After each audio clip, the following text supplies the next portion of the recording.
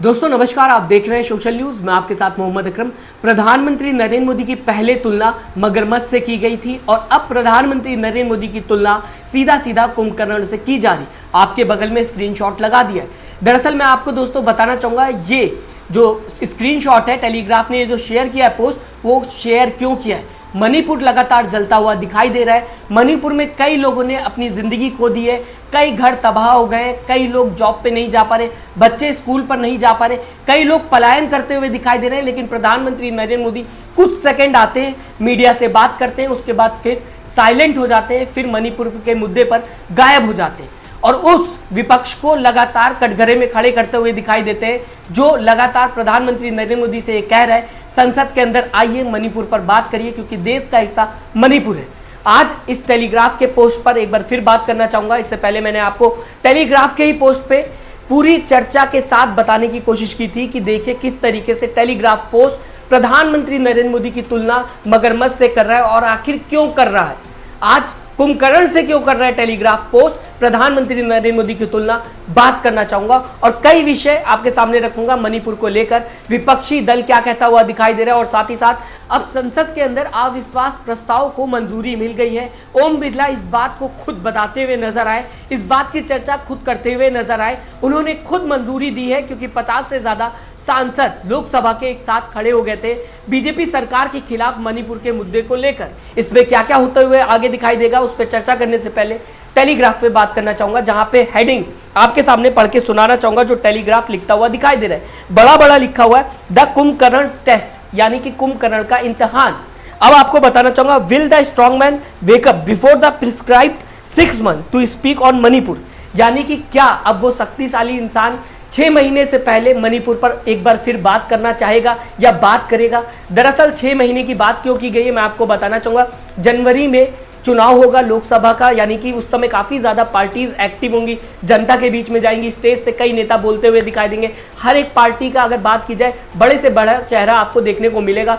Television लगातार आपको बताने की कोशिश करेंगे, देखिए यहाँ पर यह भाषण होता हुआ दिखाई दे रहा है, वहां पर यह भाषण होता हुआ दिखाई दे रहा है। इस बीच प्रधानमंत्री नरेंद्र मोदी की बात की जाएगी तो आप सबको पता है प्रधानमंत्री नरेंद्र मोदी की जो स्पीच है वो सबसे दमदार होती है। घंटों तक प्रधानमंत्री नरेंद्र मोदी जनता को लुभा सकते हैं, बिना किसी स्क्रिप्ट के प्रधानमंत्री नरेंद्र मोदी बोल सकते हैं, बिना किसी स्क्रिप्ट के विपक्ष पर निशाना साध सकते हैं, कांग्रेस को कोस सकते हैं। लेकिन क्या प्रधानमंत्री नरेंद्र मोदी उससे 6 महीने पहले मणिपुर पर बात करेंगे? यही हेडिंग में लिखा हुआ है। यही बताने की टेलीग्राफ कोशिश कर रहा है कि क्या 6 महीने पहले प्रधानमंत्री नरेंद्र मोदी एक बार फिर मणिपुर पर बोलेंगे, क्योंकि इससे पहले प्रधानमंत्री नरेंद्र मोदी ने जनता को संबोधित करते हुए या फिर ये कहा जाए प्रेस कॉन्फ्रेंस करते हुए बताया था कि उन्हें काफी ज्यादा क्रोध है ये जो घटना देखने को मिली और साथ ही साथ काफी ज्यादा दुख है उनको इस घटना को लेकर। वो ये कहते हुए भी दिखाई दिए कि अपराधियों को बख्शा नहीं जाएगा, कड़ी से कड़ी कार्रवाई देखने को मिलेगी। लेकिन इसके बाद प्रधानमंत्री नरेंद्र मोदी फिर साइलेंट होते हुए दिखाई दिए।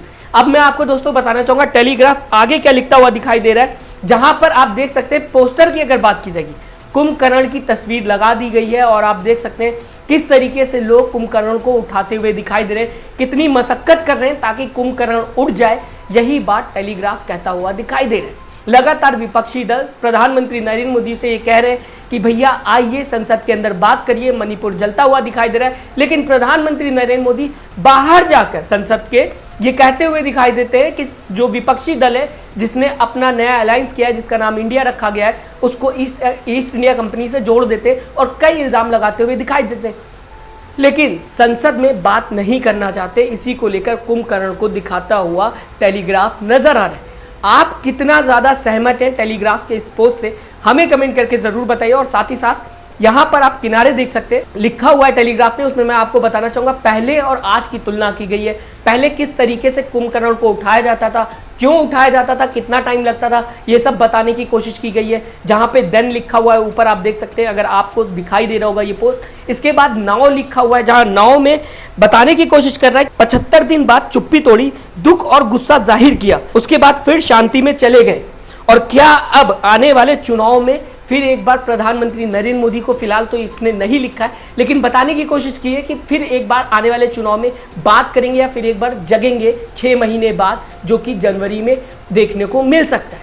आप दोस्तों जिस तरीके से टेलीग्राफ लगातार प्रधानमंत्री नरेंद्र मोदी को मणिपुर के मुद्दे पर सवाल पूछता हुआ दिखाई दे रहा है, इससे पहले अगर बात की जाएगी तो प्रधानमंत्री नरेंद्र मोदी की तुलना क्रोकोडाइल से यानी मगरमच्छ से कर दी थी, क्योंकि प्रधानमंत्री नरेंद्र मोदी से लगातार विपक्षी दल ये कहता हुआ नजर आ रहा था कि प्रधानमंत्री नरेंद्र मोदी जो विदेश जा रहे हैं उन्हें मणिपुर पर भी कुछ बोलना चाहिए। मणिपुर लगातार जलता हुआ दिखाई दे रहा है। जब दो लड़कियों की तस्वीर वायरल होना शुरू हुई जहां पे दो लड़कियों को बिना कपड़ों के टहलाया गया, तब जाके प्रधानमंत्री नरेंद्र मोदी ने बात की थी। उसी को लेकर ये बताता हुआ टेलीग्राफ पहले भी नजर आ रहा था। 56 इंच वाले इंसान को 79 डेज लग गए अपना गुस्सा और अपना दुख जाहिर करने में, जबकि लगातार विपक्षी दल ये कहते हुए नजर आ रहे थे कि मणिपुर पर कुछ बात करिए। दोस्तों बात करना चाहूंगा संसद की, जहां पे संसद में लगातार विपक्षी दल ये बात कहते हुए दिखाई दे रहे थे, इस बात को लेकर प्रोटेस्ट करते हुए दिखाई दे रहे थे कि प्रधानमंत्री नरेंद्र मोदी को अब चुप्पी तोड़नी चाहिए, संसद के अंदर मणिपुर को लेकर बात करनी चाहिए, क्योंकि मणिपुर लगातार जलता हुआ दिखाई दे रहा है। इस बीच आपने देखा होगा, अगर संजय सिंह की बात की जाए, उन्हें पूरे मॉनसून सेशन के लिए निलंबित भी कर दिया गया।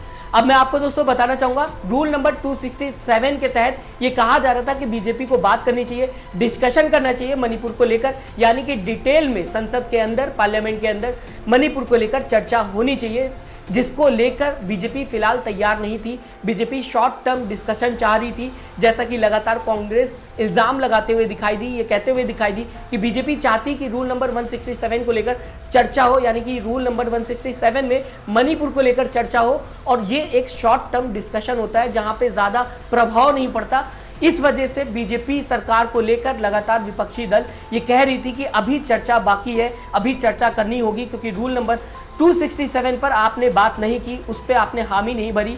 अब मैं आपको दोस्तों बताना चाहूंगा क्या देखने को अब मिल रहा है। विपक्षी दलों ने यह बात कह दी है, अविश्वास प्रस्ताव जो है उसको लेकर 50 से ज्यादा सांसद जो है वो सहमति भर चुके हैं। 50 से ज्यादा सांसद अगर किसी मुद्दे को लेकर अविश्वास प्रस्ताव पर हाँ बोल देते हैं या फिर हामी भर देते हैं, तो उस पर डिस्कशन होना शुरू हो जाता है संसद के अंदर, और जब डिस्कशन का आखिरी दिन होता है तब जाकर लोगों से ये कहा जाता है कि आप किसके साइड खड़े हैं एक मुद्दे को लेकर। या फिर ये एग्जांपल दे सकता हूं मैं आपको कि मणिपुर मुद्दे को लेकर अगर 50 से ज्यादा सांसदों ने हामी भर दी है कि उन्हें अविश्वास प्रस्ताव पर बात करनी है या फिर अविश्वास प्रस्ताव को लेकर संसद में बात करनी है, तो संसद के अंदर मणिपुर को लेकर डिस्कशन होगा, और आखिरी दिन जब इस डिस्कशन का होगा तो उस दिन लोगों से उनकी वोटिंग मांगी जाएगी, उनका वोट मांगा जाएगा मणिपुर मुद्दे को लेकर। अगर आधे से ज्यादा सांसद मणिपुर मुद्दे को लेकर बीजेपी सरकार के खिलाफ खड़े होते तो बीजेपी सरकार भी गिर सकती है। लेकिन ऐसे में मैं आपको बताना चाहूंगा 2018 में भी यही देखने को मिला था, जब सांसदों ने एक साथ हामी भरी थी। 50 से ज्यादा सांसद खड़े हो गए थे, प्रधानमंत्री नरेंद्र मोदी के खिलाफ अविश्वास प्रस्ताव को लेकर बात करते हुए दिखाई दिए थे। लेकिन आखिर में जब वोटिंग हुई तो प्रधानमंत्री नरेंद्र मोदी के समर्थन में कई सांसद खड़े होते हुए दिखाई दिए। ये लोकसभा की मैं बात कर रहा हूँ। लोकसभा के जब 50 से ज्यादा सांसद जो हैं वो एक साथ खड़े हो जाते हैं, वो अविश्वास प्रस्ताव को लेकर बात करते हैं और 50 से ज़्यादा मेंबर्स होते हैं, तो स्पीकर को हामी भरनी पड़ती है। जो यहाँ पे भी देखने को मिला कि ओम बिरला इस बात को लेकर कहते हुए दिखाई दिए कि अविश्वास प्रस्ताव जो है उस पर अब चर्चा होगी, यानी कि उस पर अब बात होगी संसद के अंदर। देखने वाली बात यह होगी कि क्या सच में बीजेपी अपनी बात रख पाएगी, क्या प्रधानमंत्री नरेंद्र मोदी की पार्टी अपनी बात को पूरी तरीके से क्लियर कर पाएगी मणिपुर को लेकर। राय जरूर दीजिएगा, हमें बताइएगा आपकी विचारधारा क्या है। साथ ही साथ यहाँ तक अगर आपने वीडियो देख ली है तो चैनल को सब्सक्राइब करना ना भूलिएगा, इस वीडियो को लाइक करना ना भूलिएगा। अपना ख्याल रखिएगा दोस्तों, नमस्कार। चैनल को लाइक, शेयर एंड सब्सक्राइब करें और बेल आइकन दबाना ना भूलें।